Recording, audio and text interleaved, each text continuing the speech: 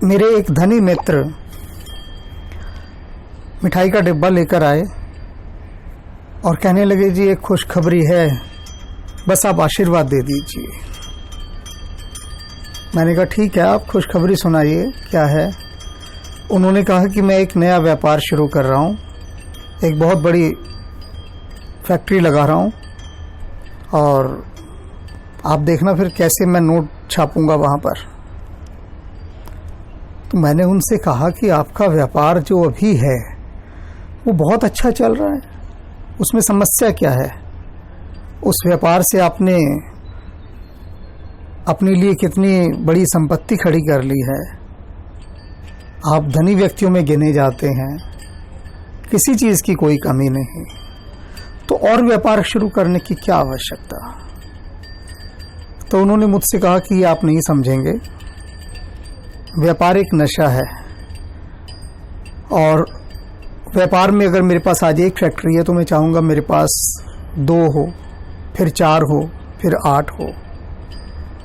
तो उन्होंने मुझे बड़े बड़े उद्योगपतियों का उदाहरण दिया जो भारत के महान उद्योगपति हैं कि वो क्या एक फैक्ट्री से संतुष्ट रह गए, उनकी तो हज़ारों फैक्ट्रियां हैं।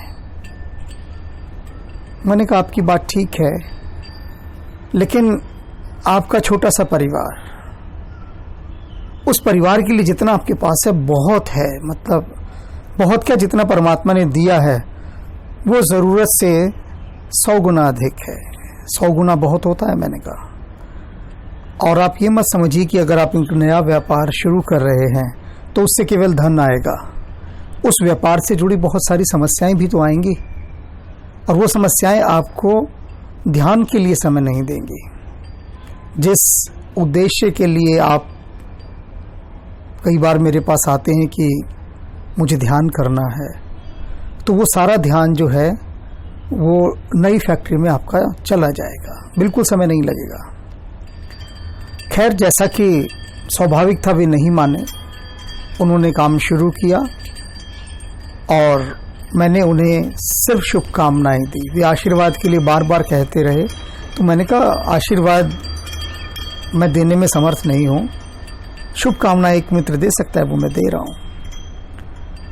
और 2 साल के अंदर ही उनको उस नई इंडस्ट्री जो वो लगा रहे थे, नया व्यापार जो शुरू कर रहे थे, उसमें इतना नुकसान हुआ कि पहले व्यापार से जो भी कमाया था आज तक वो सब लग गया और वो फिर वहीं पर आ गए कि जहां उन्होंने एक बार जिंदगी शुरू की थी अपनी। अब यहां देखने वाली बात यह है कि ये दौड़ किस चीज की, ये अधिक की इच्छाएं किस चीज की। मैंने उनसे एक बार पूछा था, मैंने कहा आप मुझे बताइए। और इसी तरह से अनेक मेरे मित्र हैं, धनी मित्र, जो पैसे की बेतहाशा दौड़ में अंधे होकर भाग रहे हैं। जैसे आपने देखा है ना, कई बार कोई शेर पीछे पड़ जाता है किसी जानवर के और वो जानवर कैसे भागता है बेतहाशा, बिना कुछ देखे कि आके गड्ढा है, खाई है, पत्थर हैं, कुछ भी नहीं देखता, सिर्फ भागता है।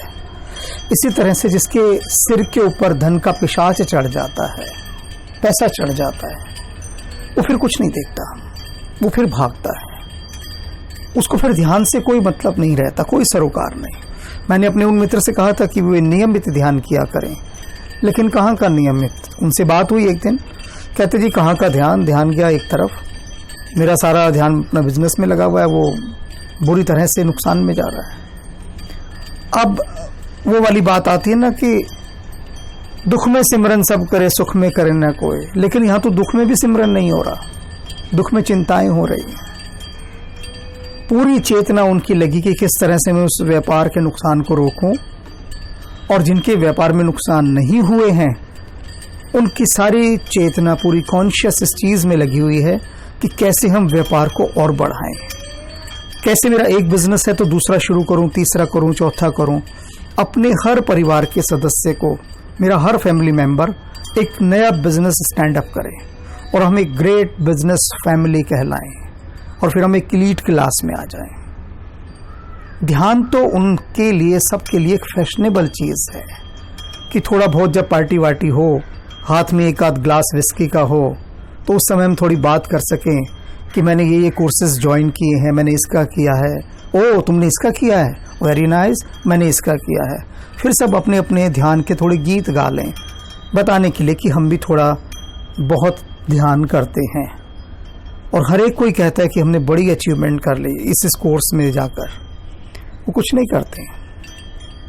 ध्यान से तो लाखों कोस से दूर हो जाते हैं, क्योंकि जिस दिन मनुष्य की सारी चेतना उसके पैसे पर टिक जाती है ना, उस दिन मनुष्य को जो ये मॉरल वैल्यूज है ना, इनसे कोई लेना देना नहीं होता। ये सारी बहुत बहुत ही बेमानी बातें हो जाती हैं, कोई मायने नहीं रखती वो बातें। सिर्फ और सिर्फ उसे पैसा चाहिए, और वो सिर्फ उन्हीं लोगों से फिर संपर्क रखना चाहता है जो लोग उसके पैसे को बढ़ाने में उसके सहायक हैं, फिर चाहे वो कैसे भी हैं, तो उसको उससे कोई सरोकार नहीं। और धीरे धीरे वो व्यक्ति ध्यानियों का साथ छोड़ देता है, जो लोग उसको ध्यान की ओर ले जाना चाहते हैं, उसकी चेतना का विकास करना चाहते हैं। क्योंकि जो उसका विकास करेगा ना, वो उससे डांटेगा भी, और उसे बर्दाश्त नहीं होता। एक व्यक्ति जो इतना बड़ा धनी हो, बिजनेस लाइन का किंग होने जा रहा हो या ना भी होने जा रहा हो, जो पैसे की दौड़ में हो, उसे लगता है कि कोई मुझे गाइड क्यों करे, क्योंकि उसके परिवार में तो उसको कोई कुछ कहता ही नहीं। कमाने वाला तो वही होता है ना, और जो सबसे ज्यादा कमाने वाला होता है उसे कोई कुछ नहीं कह सकता। सिर्फ या तो उसका गुरु कह सकता है, या फिर वह व्यक्ति जो उसको ध्यान के मार्ग पर लेके जा रहा है, उसका सच्चा हितैषी आत्मीय मित्र जो उसकी आत्मा का विकास चाहता है, सिर्फ वही। अब इन सारी बातों को लेकर आप ये समझें कि आप उस दौड़ में शामिल हों या ना हों। मैं अक्सर ऐसे अपने सभी मित्रों से, उन मित्रों से जो मेरे पास ध्यान के लिए आते हैं, मैं उनसे पूछता हूं कि आप अपनी एक कोई सीमा रेखा बता दीजिए कि परमात्मा तुमको महीने में इतने पैसे दे दे, तो उसके बाद तुम धन से अपनी सारी लालसा हटा लोगे। मैं उनको अपना उदाहरण देता हूं कि मुझे देखो, आपने कहीं देखा मुझे किसी धन की दौड़ में भागते हुए? परम विश्राम में बैठा हूं। जितना जीवन यापन के लिए आवश्यक है, साईं इतना दीजिए जामे कटुम समाए, मैं भी भूखा ना रहूं साधु ना भूखा जाए। बस इतना भर मुझे मिल जाता है, परिवार का पालन पोषण, और कोई अतिथि आ जाए वो भूखा ना जाए, इससे अधिक की कोई कामना नहीं। तो आप मुझे बताइए, वो एक लाइन कि जहां आप कहें कि इतना मुझे परमात्मा दे दे, तो उसके बाद मैं इस दौड़ में नहीं भागूंगा। मैंने कहा मैं आपकी बात करूंगा परमात्मा से कि इनको इतना दे दो, बताइए आप। अब उसके बाद वो एकदम चुप हो जाते हैं। ये बिल्कुल वैसे कि जैसे भगवान आके कहे बता कितना चाहिए तुझे, अभी तक तो ये भूखे चाहिए, जब कोई पूछे बता कितना चाहिए, तब एकदम घबराहट शुरू हो जाती कि अब कितना बताएं अमाउंट।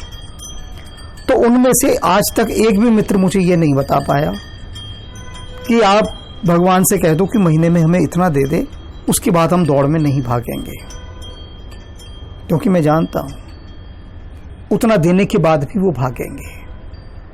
मुझे एक चुटकुला याद आता है, हमारे गुरुदेव सुनाया करते थे कि दो भिखारी थे। तो एक भिखारी ने कहा कि अगर मुझे अपने देश के जो सबसे बड़ा धनी आदमी है, हम धनियों में आजकल अंबानी को ही मान लेते हैं, अंबानी, बिरला, टाटा, ये सब जो लाइन है, कि अगर मुझे इन सारे धनियों का पैसा मिल जाए तो भी मैं उनसे ज्यादा अमीर हो जाऊंगा। तो दूसरे भिखारी ने कहा कि अरे अगर तुझे इन सारे धनियों का पैसा मिल जाए तो फिर भी तू इनसे धनी कैसे हो जाएगा? तो पहला भिखारी बोला जो भीख में पैसे मिलेंगे वो कहां जाएंगे? तो आप समझ रहे हैं ना कि परमात्मा कितना भी दे दे, फिर भी वो जो मांगने वाला मन है, याचक मन, भिखारी मन, वो सदा मांगेगा ही कि मुझे और दो। तो आपका वह सदा मांगने वाला मन और ना मांगे, वो मन अमन की दशा में चला जाए। इसलिए उन लोगों का संग करो जो आपको सच में ध्यान के मार्ग पर लेकर जा रहे हैं, क्योंकि वही आपके भीतर गड़े इस कांटे को निकाल सकते हैं। और किसी में क्षमता नहीं है, ध्यान में ही वो क्षमता है।